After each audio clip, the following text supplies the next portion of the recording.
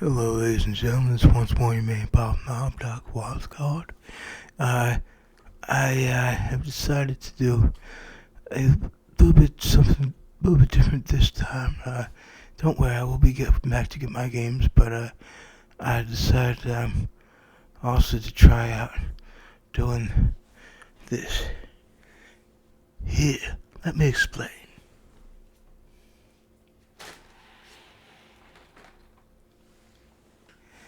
Because since when the original name for Halloween's coming up, um, I have a countdown to Christmas calendar um, that I got for Christmas a few years back, and came in this here.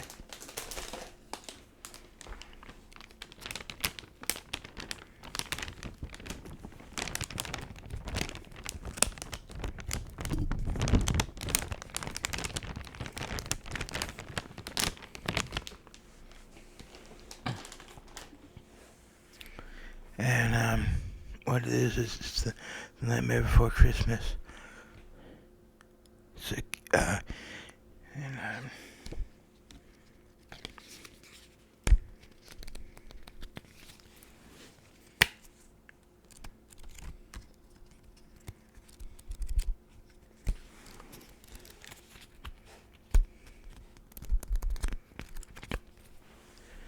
and it's a bunch of stuff counting down to Christmas. Various decorations for this Christmas tree, based on Nightmare Before Christmas characters.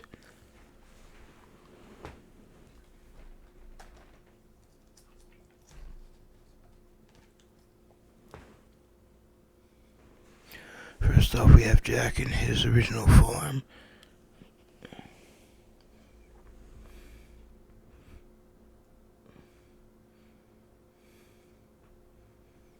His skeleton or scarecrow rather form.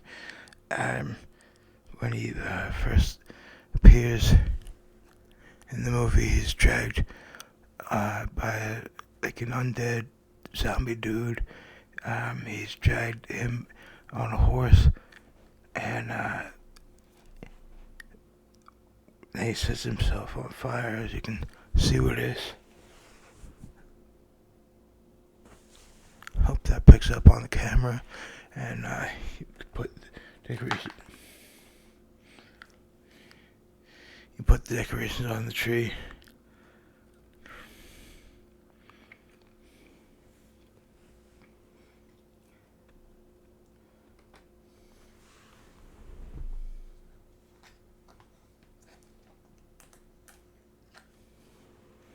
And then there's Zero,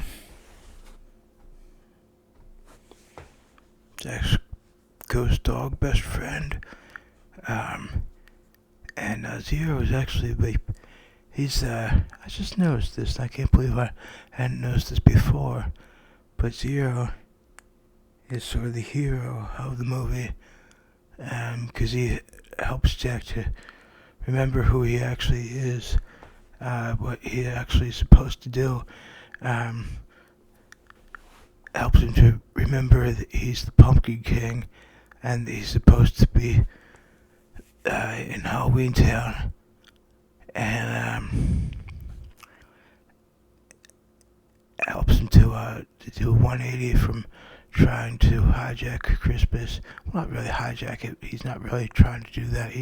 He's trying to do the right thing, is Jack, but he's misled in his efforts is the problem, because the other citizens of Halloween Town, except for Sally, don't really get the whole point of Christmas, and they try to make scary toys for all the kids.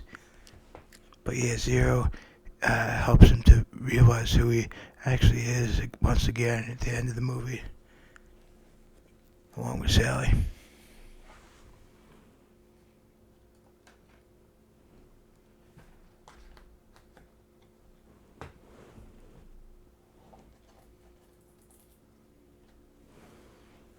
Speaking of, here is Sally.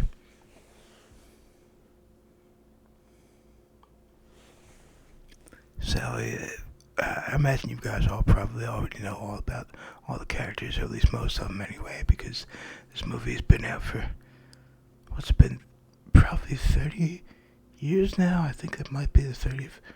It's either the 30th or 32nd anniversary this year. But, yeah. I think it's the 32nd. I think it came out in 92. It wasn't 93. But it might be 94. It might be the 30-year anniversary this year. But I'm pretty sure they always celebrate that. But anyway, yeah, Sally also helps Jack to remember who he actually is. And she's also like Jack's girlfriend. And, yeah.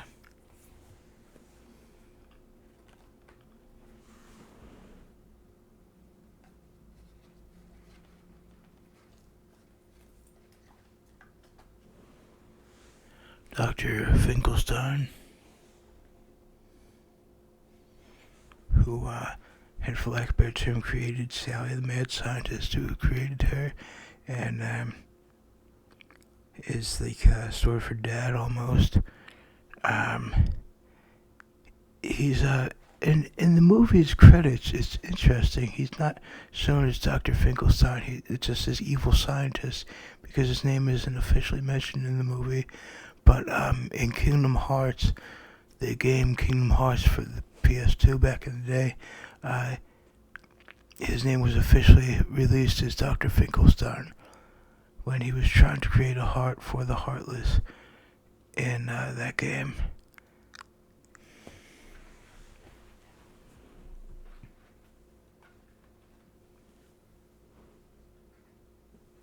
There's number 5. Here we go. The mayor. The mayor is that guy that has literally two faces. Is literally two-faced. And I kind of wish, with all due respect to the makers of this thing, that they had both his faces on it, one face on either side of this ornament. But yeah, because the one face is like an always happy kind of face, and the other one is a grimace, and he switches between them depending on his mood. But either one will always be on the back of him. So he's literally two-faced.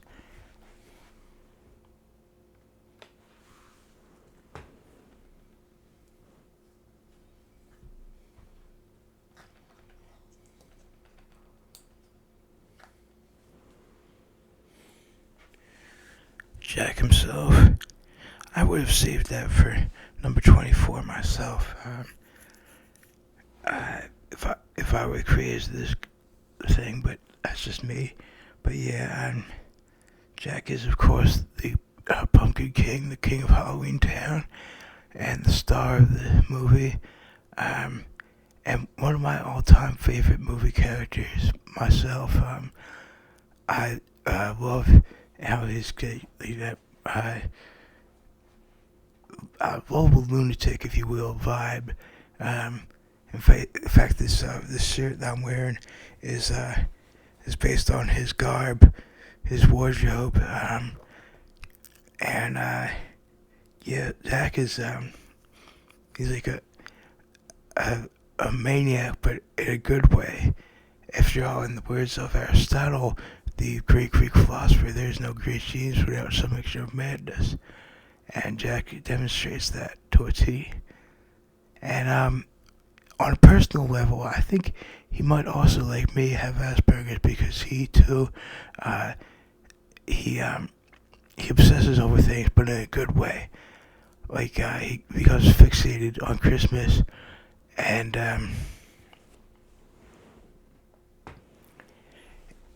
so he becomes like hyper fixated on Christmas when trying to have something new, something different from what he's become used to over probably decades worth of time in terms of the movie's timeline.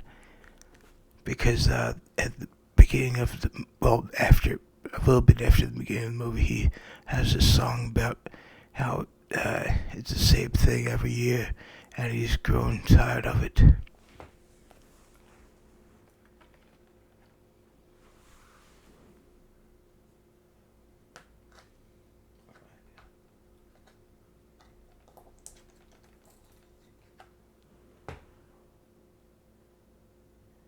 This is another one meant to, with all due respect to the makers of this thing, I would have had just slightly changed what Locke, as this guy's name is, having his mask on, because he has a mask on at times, and other times he shows his actual face. But yeah, he's one of Oogie Boogie's henchmen. Oogie Boogie being the villain of the movie, as you probably already know. And I would have had him with his mask on one side and then his actual face on the other, but that's just me. It's just my complaint. It's not like I'm actually complaining about this. That's just how I would have done it.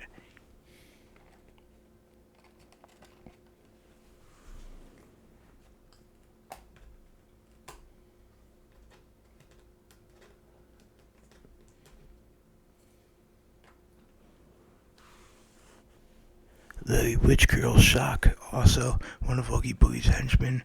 Hench lady, I guess, would be the right term for her, because she's a female character. She too wears a mask in the movie, and sometimes takes it off. In fact, the vast majority of the time, with all three of them, Lock, Shock, and Barrel, the three henchmen and Oogie Boogie, they have their masks off. But I personally would have had the mask on one side and showing the actual face in the other. But again, that's just a minor complaint. It's nothing really wrong about it that they made this. In fact, I very much dig this thing. So yeah, she's sort of the leader of the three, of Lock, Shock, and Barrel. They're kind of like the Three Stooges almost. And in fact, there's one point where they're all when Jack explains that they were supposed to go into the Christmas tree shaped door instead of the egg shaped door, the Easter egg shaped door. They all start beating each other up. I wonder if that was intended as like a take on the Three Stooges. Huh?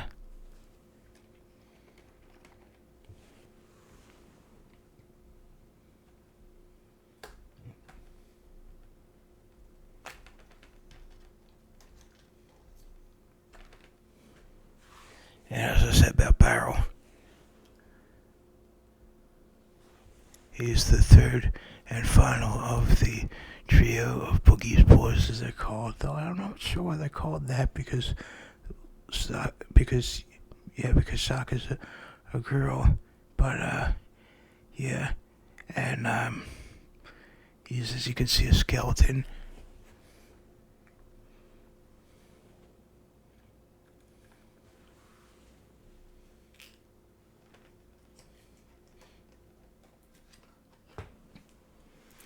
The Easter Bunny, who Lock, Shock, and Barrel accidentally capture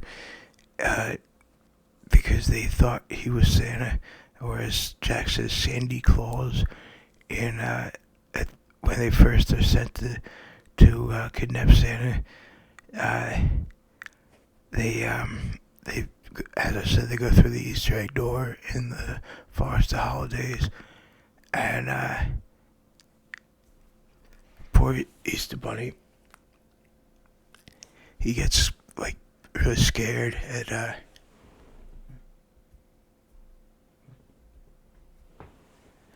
this one point when he's just hopping through the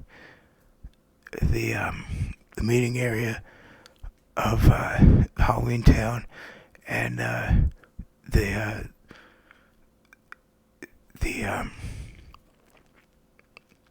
the zombie dude like is bored, but he like shouts that and scares the poor Easter Bunny, and he immediately goes back into the bag.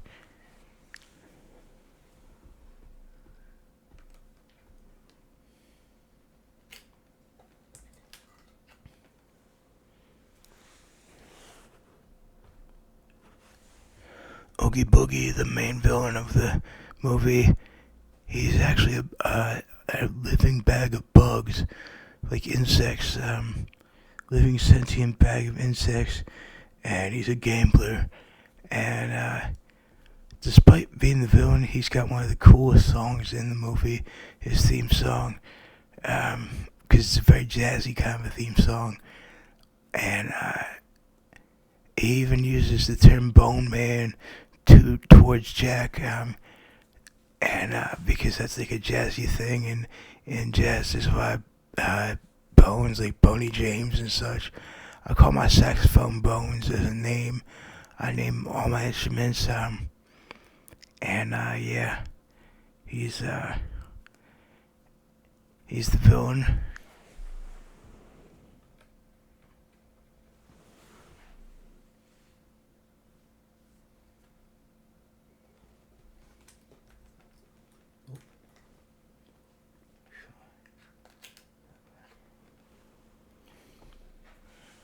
Number 12 is the werewolf. And I hadn't known for the longest time, but apparently this is like how the I'm not sure if you can see that, but like the sweater, button-up sweater, or flannel jacket or whatever it is. When I first watched the movie, I didn't understand that, but that is, I think, a take on the original movie, The Wolfman. I'm pretty sure that's what he wore, was like a flannel jacket like that. I haven't seen that movie yet, so I don't know for certain, but I'm pretty sure that's what he wore.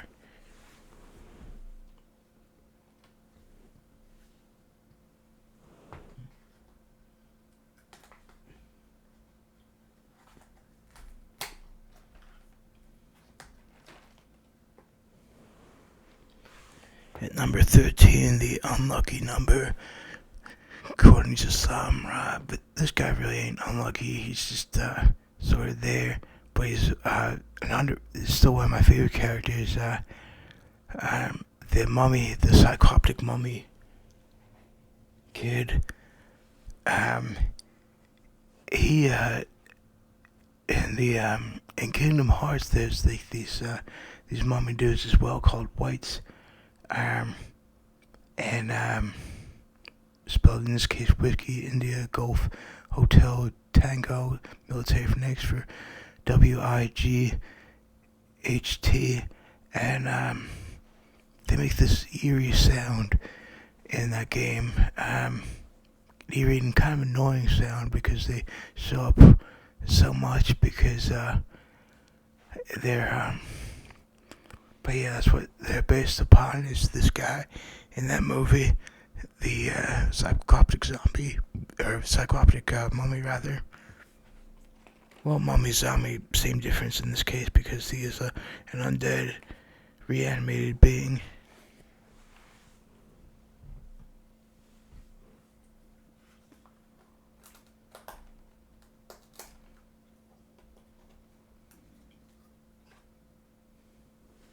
The vampire bat, who is also like a little kid in the movie apparently, because she seems to have a high-pitched voice. Though I'm not sure if maybe that's because bats in real life screech as echolocation. But yeah, she's one of the this is Vampire Bat, and we never actually see it transform into a humanoid creature, but it's obvious she's a Vampire Bat because of the teeth, the sharp teeth that she has, and she actually walks on her wings.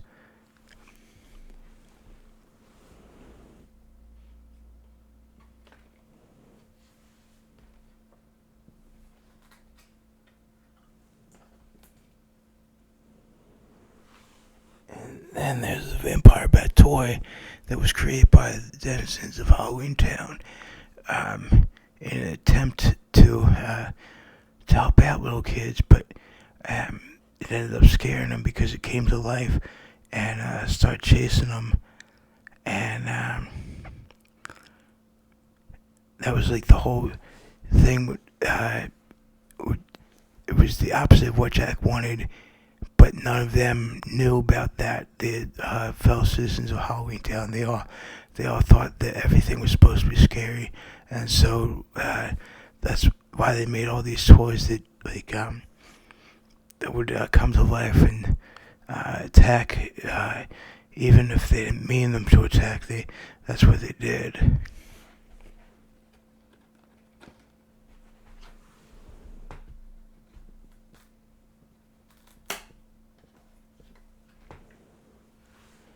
The Jack-o'-lantern, Jack in the Box. I can't believe I just now got that sort of play on words.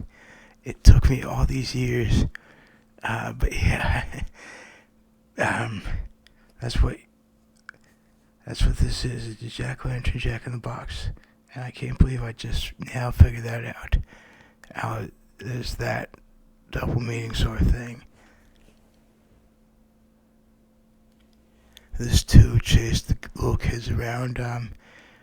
But I personally, when I was a little kid, I would have loved to have a Jack-o'-lantern, Jack in the Box, because I adored horror even back then, all the way back then when I was just a little guy.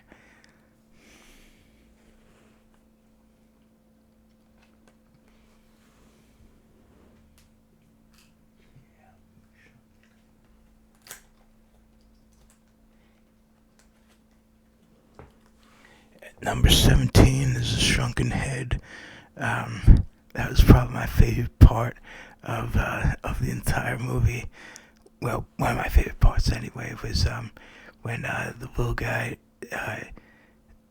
he meets Jack face to face. Poor kid is so scared, nervous, scared that he doesn't even he can't even answer him. Jack when he asks what the kid's name is, but he gives Jack gives him a present, and when his parents come and ask him what Santa gave him for Christmas, he pulls out a shrunken head, and they freak out. And the shrunken head was also in Tim Burton's, I think, pretty much breakout movie, his first real big time hit, I think it was, and Beetlejuice, which is there's a new one coming out. This guy, he's got this enormous body, and then he's a tiny little shrunken head.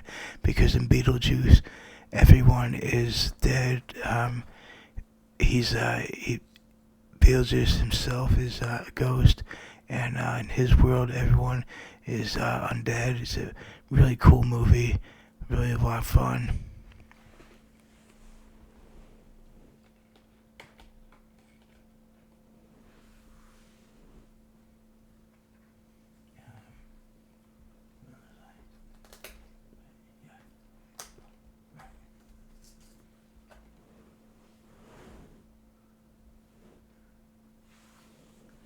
One of the 8 reindeer that pulls Jack's sleigh, the reindeer skeletons, and then Zero goes to the front.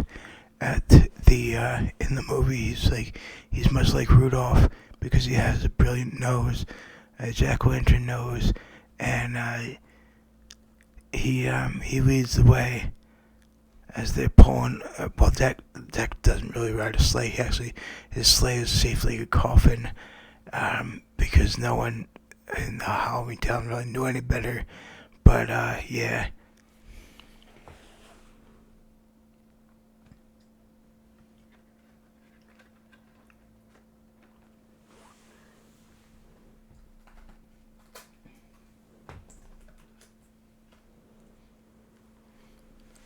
This one too took me years to really know what it was supposed to be, because I was too young at the time to really know. But this is a hearse. This is what the mayor of the town drives around in when he's announcing about the town meeting. And in the movie, the that horn-shaped part, like, sort of flares out when he's speaking.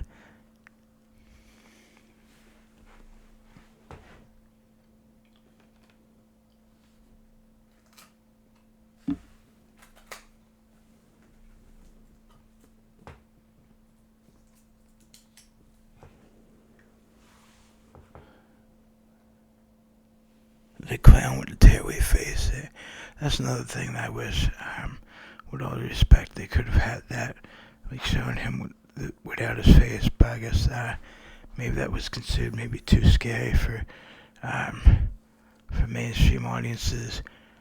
But yeah, he rides around on a unicycle, and he can tear off his own face, and just leaves a giant gaping hole there.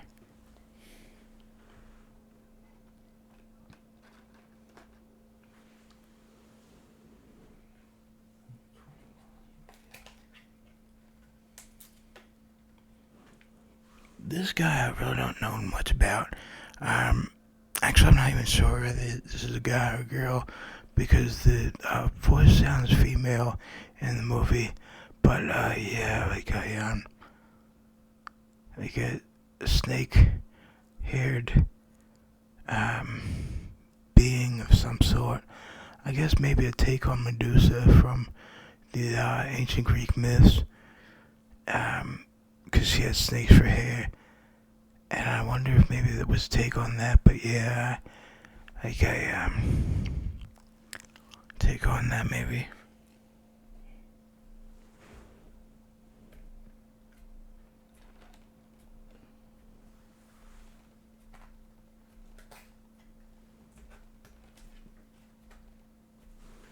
At number 22 is the duck that comes to life, like the like vampire duck.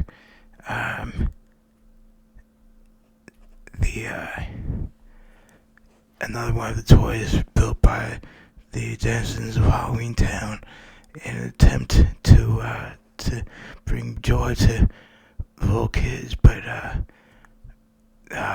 with their misplaced ways of dealing with Christmas, they didn't realize that it would scare kids instead. But yeah, this duck that comes to life and actually sings during the song Making Christmas, sings along as well.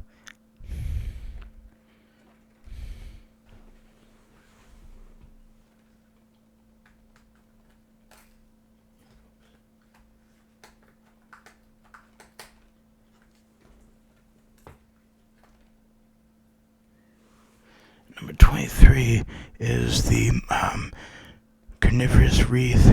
carnivorous Christmas wreath that Jack puts in an old lady's house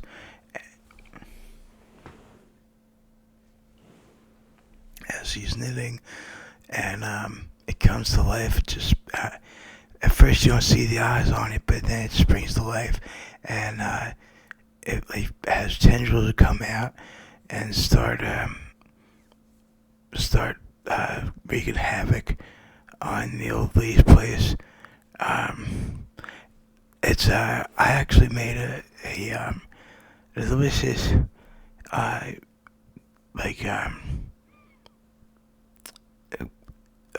spinach wrap dish of them spinach wrap placed in a circle, as well as tomatoes for the eyes. I'll put the picture of that here.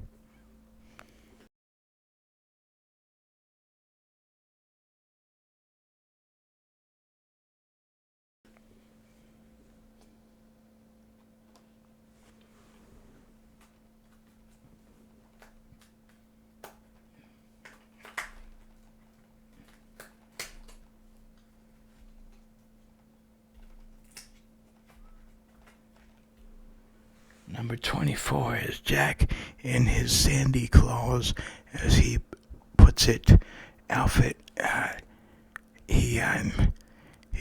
This is the what the movie's all about, with Jack trying to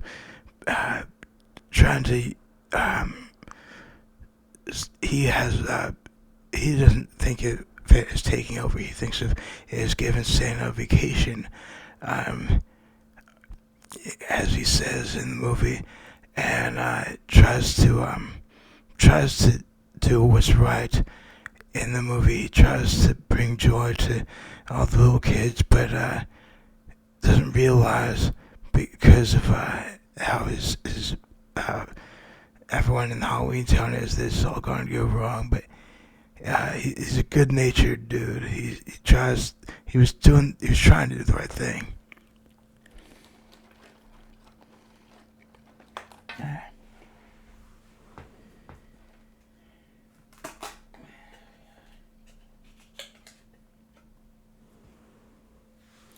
And then gets placed at the top on Christmas Day itself. This is, of course, Jack on the spiral hill in Halloween Town, as he laments about how he is the Pumpkin King, but he wants something more, something different, and how he wishes he could have something new, only to find at the end of the movie that he was indeed, he once again shows up that spot, having realized that he should remain Pumpkin King, and that's his true calling.